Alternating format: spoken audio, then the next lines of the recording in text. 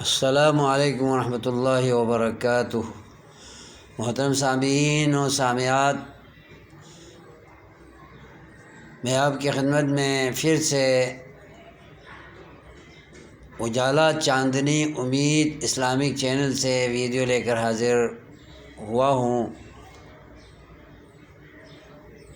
کچھ وقفے کے بعد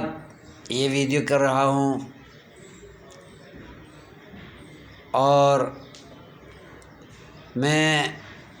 مدارس دینیہ و اسلامیہ کے طلباء سے زیادہ خطاب کیا کرتا ہوں اور ان کے لیے ویڈیو بنایا کرتا ہوں۔ اب یہ نیا سال سن 2025 کی تعلیم کا نیا سال شروع ہوا جا رہا ہے، تو ہم اساتذہ کی طرف سے یہ اپنے شاگردوں، تلامذہ، متعلمین و دارسین سے التماس کرتے ہیں کہ آئیے پہلے سے زیادہ ہمت کی کمر کو کس کر اور مستعد ہو کر جذبہ ایثار، ولولہ اور شوق و ذوق سے پڑھنے کے لیے خود کو تیار کریں اور اساتذہ سے مستفید ہونے کی کوشش کریں اور اساتذہ کے علم کو نچوڑنے کی کوشش کریں، اور یک طرفہ تالی نہیں بجا کرتی، تالی دونوں ہاتھوں سے بجتی ہے۔ اگر طلباء یہ کہتے ہیں کہ اساتذہ سے ہمیں کچھ استفادہ نہیں ہوا تو یہ غلط ہے۔ اگر اساتذہ یہ کہیں کہ طلباء نے کچھ محنت نہیں کی تو یہ بھی غلط ہے۔ اساتذہ اپنے علم کی استعداد کے مطابق بھرپور کوشش کے ساتھ تفہیم دین اور تفہیم موضوع، تفہیم عنوان کیا کریں۔ جو بھی مضمون وہ پڑھاتے ہوں وہ طلباء کے ذہن نشین کرنے کی کوشش کریں، اور ایک کتاب کے اندر موجود علم کو نہیں بلکہ اس فن میں موجود علوم کو طلباء کے ذہنوں، دماغوں کے اندر پیوست کرنے کی کوشش کریں، اور طلباء ان کو خوب توجہ کے ساتھ سن کر، سمجھ کر، رٹ کر اور فہم سے ان کو اپنے ذہن و دماغ میں، دلوں اور سینوں میں بسانے کی کوشش کریں۔ تو جب دوسرے کی معلومات اپنے دلوں، ذہنوں، دماغوں، سینوں میں جب پیوست کرتے ہیں، گر کرتے ہیں، ان کو جگہ دیتے ہیں، تو پھر وہ علم طلباء کے دلوں میں راسخ ہو رہا ہوتا ہے، گر کر رہا ہوتا ہے، جگہ بنا رہا ہوتا ہے، اور وہ طالب علم اس کو سمجھ رہا ہوتا ہے۔ تو منتقل جب تک وہ علم دوسرے کا کتابوں اور استادوں کے ذریعے منتقل نہ ہو تو کتاب کا علم تو اندر رہ جاتا ہے اور طلباء میں منتقل نہیں ہوتا ہے، تو پھر کچھ بھی حاصل نہیں ہوتا ہے۔ استاد نکمہ سے نکمہ ہی کیوں نہ ہو، کم از کم کتاب کے اندر کی جو معلومات ہیں، عبارت پڑھنا، اس کا ترجمہ صحیح کرنا اور اسے یاد رکھنا اور اسے اپنے جملوں میں، اپنی گفتگو میں، اپنے محاورے میں اور اپنی بات چیت میں استعمال کر کے بولنے کی عادت بھی ڈالنا، یہ بہت بڑا کارنامہ ہوتا ہے اور بہت ہی اہم موضوع ہوتا ہے، جس سے ہم دور چلے جا رہے ہیں۔ اسی لیے طلباء عربی میں بات چیت نہیں کر سکتے،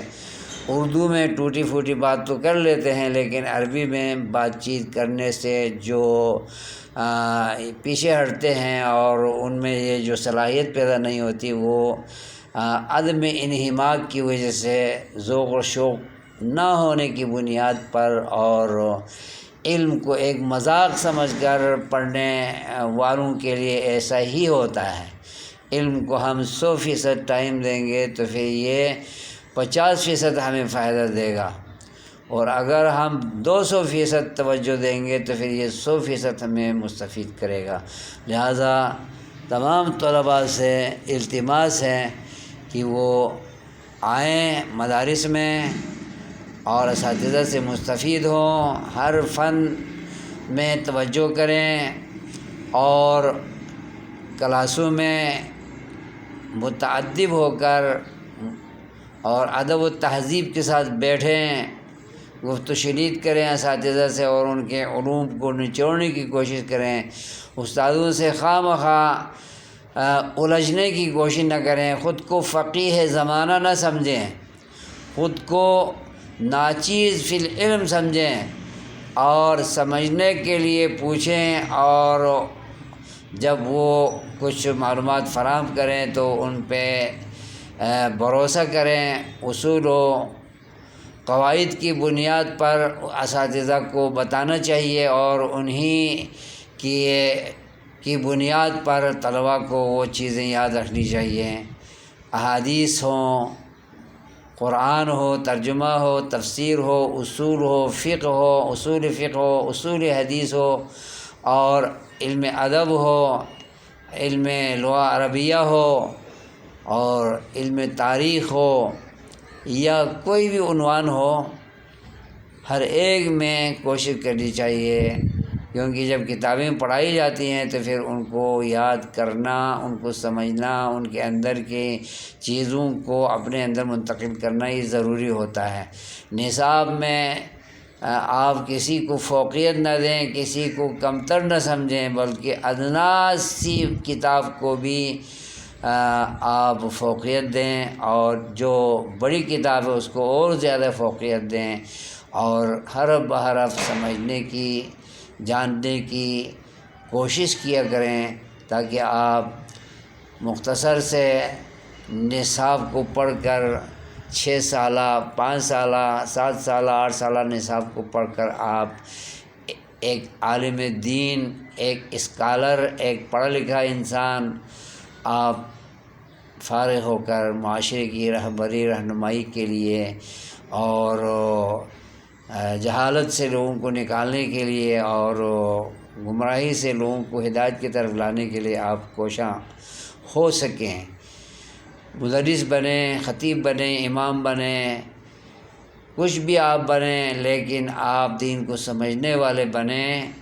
اور معاشرے کے لیے مفید بنیں۔ پڑھ پڑھ کے اگر پتھر بن جاتے ہیں تو فائدہ نہیں، لکھ لکھ کے چور بن جاتے ہیں تو فائدہ نہیں۔ پڑھ پڑھ کے عالم بنیں اور علامہ بنیں اور رہبر و رہنما بنیں۔ یہی ہر انسان کو سوچ کر پڑھنا چاہیے کہ مجھے لوگوں کی رہنمائی کرنی ہے۔ خیرکم من تعلم القرآن وعلمہ کے تحت تمام علوم جو ممد اور معاون ہیں قرآن و سنت کو سمجھنے کے لیے، ان تمام کو اہمیت سے آپ پڑھیے اور کتاب و سنت کو سمجھیے، تاکہ دنیا میں بھی سرخرو ہم بہترین لوگوں میں شامل ہوں، اور چونکہ ہم بہترین چیز کو اپنا کر بہترین چیز کی تعلیم ہم دینے والے ہمیشہ کے لیے بنیں گے،